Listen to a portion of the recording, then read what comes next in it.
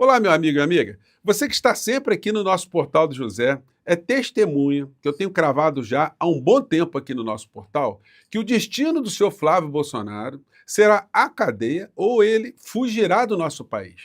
A fuga dele, eu até tracei aqui o calendário. Será logo após, ou seria logo após a derrota dele nas eleições presidenciais. Ele tiraria umas férias, ou diria que tiraria umas férias com a família para descansar, só que ele não voltaria nunca mais, porque ele tem muito dinheiro lá fora. Só que essa previsão que eu estou fazendo pode ser antecipada diante do que está aparecendo. Gente, são coisas muito escandalosas, coisas inaceitáveis, que até a direita e até a extrema-direita vão ficar desconfortáveis para tentar justificar. Como, por exemplo, uma foto que apareceu dele hoje, agora mesmo, com o sicário, que era aquele capanga de Daniel Vorcaro, que organizava assassinatos, gente, por encomenda, e que apareceu morto numa situação extremamente estranha também nas dependências da Polícia Federal. Pois bem, vou conversar com vocês sobre o que está acontecendo, porque, além disso, ainda teve mais coisa. Bom, antes de entrar nos temas, é fundamental convidar você, que não nos conhecia e que chegou agora, para que, em primeiro lugar, você se inscreva aqui conosco, venha participar do nosso portal, conheça a nossa linha aqui de debates, de análises dos nossos vídeos, né? E compartilhe se você achar bacana. Isso faz com que a gente chegue a mais pessoas como você. E nunca se esqueça de dar o seu joinha e mandar seu comentário. Leia sempre o primeiro comentário, porque ele tem os links muito importantes de nossas campanhas aqui no nosso portal e que nesse ano de 2026 precisará de muitas pessoas como você, eu e outros tantos brasileiros, né? Você que é muito bem-vindo e muito bem-vindo. Gente, olha, é impressionante a sequência de coisas que estão acontecendo. Bom, para eles, desse mundo tenebroso, para eles a coisa está muito complicada hoje. Para começar, pesquisas eleitorais que estão mostrando que o presidente Lula está se descolando, ele está subindo, e o Flávio Bolsonaro está descendo. E não tem nada, não tem nenhum fato, nada que ele possa apresentar, porque ele herda apenas as coisas malignas do nome do pai, ele não tem nada para apresentar de novo. É quase um falsário fake, né? Nessa redundância. Alguém quer imitar o pai, mas ele não consegue ser igual ao pai. Ele é pior do que o pai e menos convincente do que o pai. E aí as pesquisas começam a mostrar isso. Teremos certamente muitas análises sobre essas pesquisas, mas fato é que é uma pesquisa que é muito respeitada, muito considerada, e que coloca Lula 8 pontos à frente desse criminoso, o senhor Flávio Bolsonaro.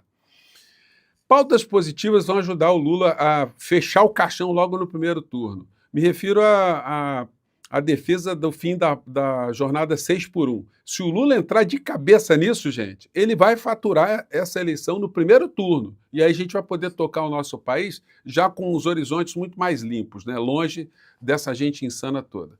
Mais cedo, entrevista do senador Mourão, falando aquilo que todo mundo já sabe. E o Mourão, gente, é um cara de extrema-direita. E quando ele cobra o Flávio Rachadinha para dar explicações, isso tem impacto, né? É alguém que tem ali conexões dentro das Forças Armadas, desses setores mais extremistas dentro das Forças Armadas. Entrevista, Mourão diz que Flávio precisa prestar contas de Dark Horse e critica a ala bolsonarista ligada a Eduardo. Não passa no psicotécnico. Ou seja, falando de um filho, né, do filho foragido, chamando esse filho de uma pessoa com problemas mentais, né, de deficiências cognitivas, e o outro, ele sabe que é um ladrão que está envolvido. Senhor Mourão, o senhor coloca as mãos no fogo pelo o senhor Flávio Bolsonaro? Ex-coordenador de campanha de Bolsonaro sugere que Flávio tem patrimônio de 600 milhões, operou no governo do pai. Isso aí é o Julian Lemos, que a gente já entrevistou aqui, que mandou esse sapato aí.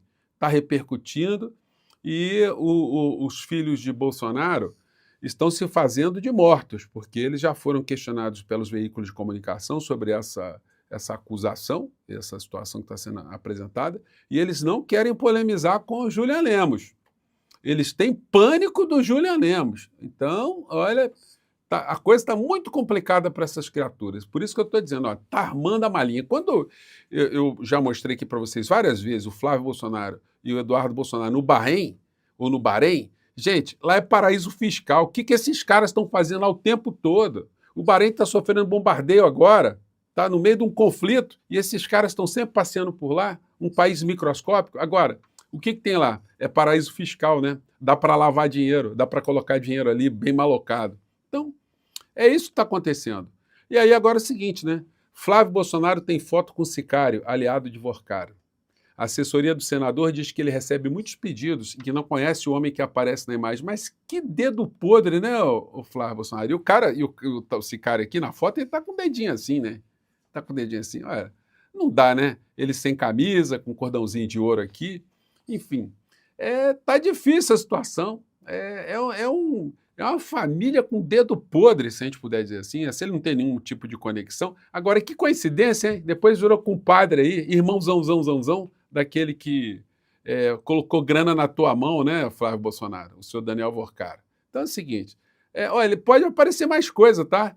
Porque ele diz, não conheço, nunca vi, pode ser até inteligência artificial, mas qual é a credibilidade que o Flávio Bolsonaro tem em falar alguma coisa? Ele que é um mentiroso quanto mais, que falou que não conhecia o Vorcaro, que não tinha dinheiro do Vorcaro, que não tinha o número dele na agenda de Vorcaro. E tudo se viu depois que ele estava tendo muito mais contatos do que as pessoas poderiam imaginar.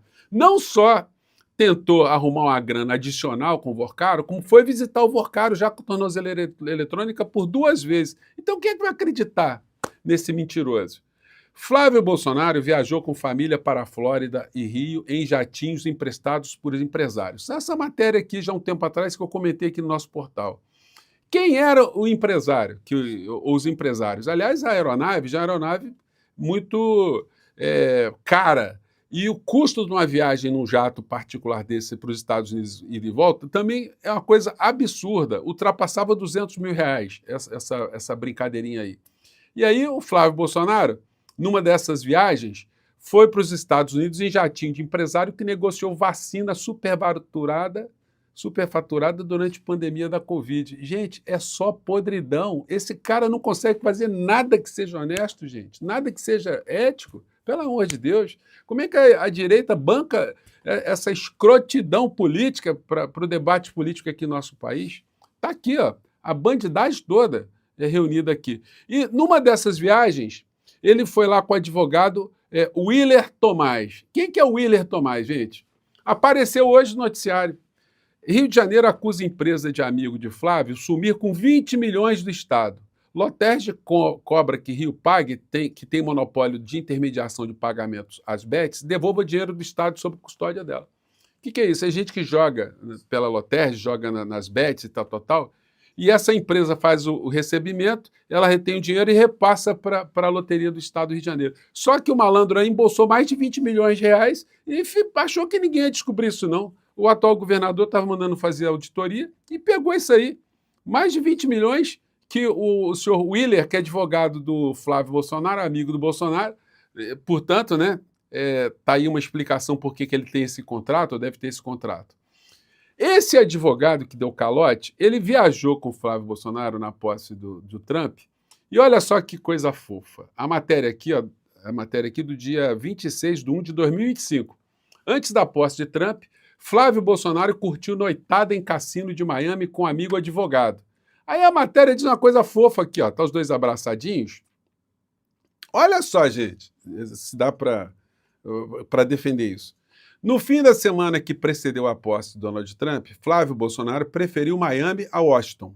Divertiu-se jogando numa sala reservada no Hard Rock Hotel e Cassino, entre a noite de sábado e a manhãzinha de domingo. A noitada foi longa, né?